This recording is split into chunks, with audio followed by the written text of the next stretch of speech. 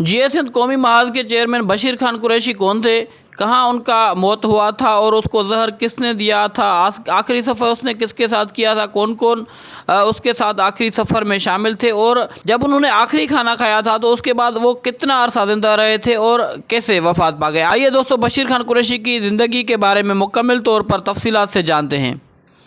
بشیر خان قریشی سفر میں تھے کہ ایک مقام پر کھانا کھانے کے بعد جب انہوں نے دوبارہ اپنا سفر شروع کیا تو سکرنڈ کے مقام پر ان کی طبیعت ناساز ہو گئی اور وہ انتقال کر گئے۔ بشیر خان کی عمر 54 برس تھی اور وہ شادی شدہ تھے اور ان کے 8 بچے ہیں۔ بشیر خان سندھ کے قوم پرست حلقوں میں ایک خاص مقام حاصل تھا۔ جی ایس ہند قومی محاذ کے سینئر وائس چیئرمین نیاز کالانی نے بتایا کہ وہ لاڑکانہ سے کراچی جا رہے تھے کہ قومی شاہراہ پر حیدرآباد سے 100 کلومیٹر کے فاصلے پر واقع سکرنڈ کے قریب ایک مقام پر انہوں نے اپنی تنظیم کے ایک ساتھی آصف مقصی کے گھر کھانا کھایا تھا۔ اس سے قبل کہ وہ اپنے سفر کا دوبارہ آغاز کرتے انہیں کھانسی ہوئی اور ان کا بلڈ پریشر لو ہو گیا۔ ڈاکٹر طلب کیا گیا جس کی ہدایت پر انہیں سکرنڈ کے ہسپتال لے جایا گیا جہاں ڈاکٹروں نے ان کے موت کی تصدیق کر دی۔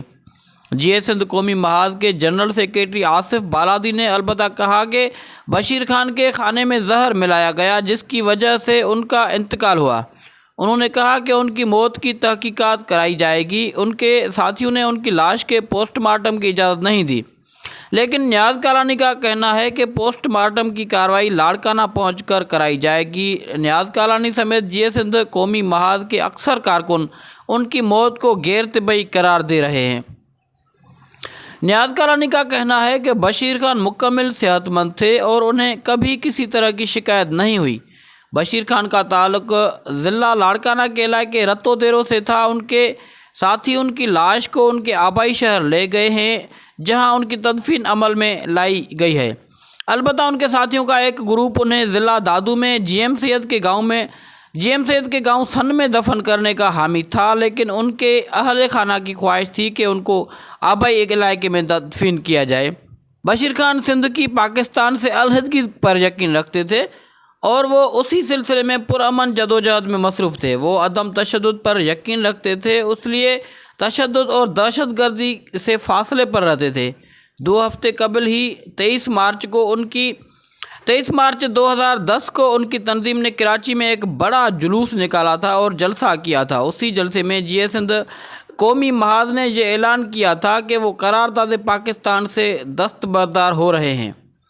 ان کی تنظیم کا اصرار تھا کہ چونکہ یہ قیام پاکستان کی قرارداد سب سے پہلے سندھ کی اسمبلی میں منظور کی گئی تھی اور یہ قرارداد سندھ میں قوم پرست نظریے کے بانی جی ایم سید نے پیش کی تھی، اس لیے محاذ کو یہ حق حاصل ہے کہ وہ قرارداد سے دستبردار ہو جائیں۔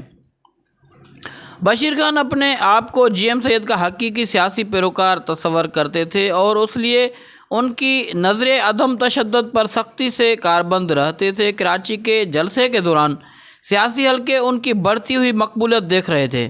بشیر خان رتو ڈیرو کے ایک غریب گھرانے سے تعلق رکھتے تھے۔ ان کی والد چھوٹے کاروباری شخصیت تھے، وہ اپنے قصبے میں آٹا پیسنے کی چکی چلاتے تھے۔ بشیر خان اپنی نوجوانی اور طالب علمی کے دور سے ہی جی ایم سید کے جی ایس ہند تحریک سے وابستہ ہو گئے تھے اور ان کا زیادہ تر وقت جی ایم سید کے گاؤں سن میں ہی گزرتا تھا۔ زرعی یونیورسٹی کا طالب علم ہونے کے باوجود وہ قوم پرست سیاست میں غیر معمولی دلچسپی رکھتے تھے۔ اسی وجہ سے وہ اپنی تعلیم بھی مکمل نہیں کر سکے تھے۔ ایک زمانے میں وہ طویل عرصے تک زیر زمین بھی رہے اور مسلح افراد کا ایک گروپ باقاعدہ ان کی حفاظت پر مامور ہوا کرتا تھا۔ بشیر خان کو اپنی پوری سیاسی زندگی میں جہاں ایک طرف مختلف حکومت کی جانب سے ہر قسم کی پیشکش کی جاتی رہی، وہاں ان کی زندگی کو بھی ہر وقت خطرہ رہتا تھا۔ اسی لیے وہ اکثر رات کو سفر کیا کرتے تھے اور کھلے عام گھومنے پھرنے سے بہت احتیاط کیا کرتے تھے۔ ایک وقت میں انہوں نے متحدہ قومی موومنٹ کا بھی ساتھ دیا تھا، لیکن بعد میں جب متحدہ نے مشرف کی حمایت کی تھی تو وہ متحدہ کی حمایت سے دستبردار ہو گئے تھے۔ یہ ان کی تنظیم ہی تھی جس نے پنجاب کے علامتی بائیکاٹ کے لیے سندھ میں قومی شاہراہ پر کئی مقامات پر دھرنا بھی لگایا تھا اور پنجاب جانے والے راستے بند کر دیے تھے تاکہ پنجاب کو کالا باغ ڈیم کی حمایت سے دستبردار کرایا جائے۔ وہ کہا کرتے تھے کہ پنجاب کے حکمران طبقے نے سندھ کا بری طرح استحصال کیا ہے اور پنجاب چھوٹے صوبوں کو ان کے حقوق دینا نہیں چاہتا، اسی لیے سندھ کو پاکستان سے علیحدہ کرنا ضروری ہے۔ ان کی تنظیم نے ان کی قیادت میں سندھ کے ایک کونے سے دوسرے تک سن 2006 میں طویل لانگ مارچ بھی کیا تھا۔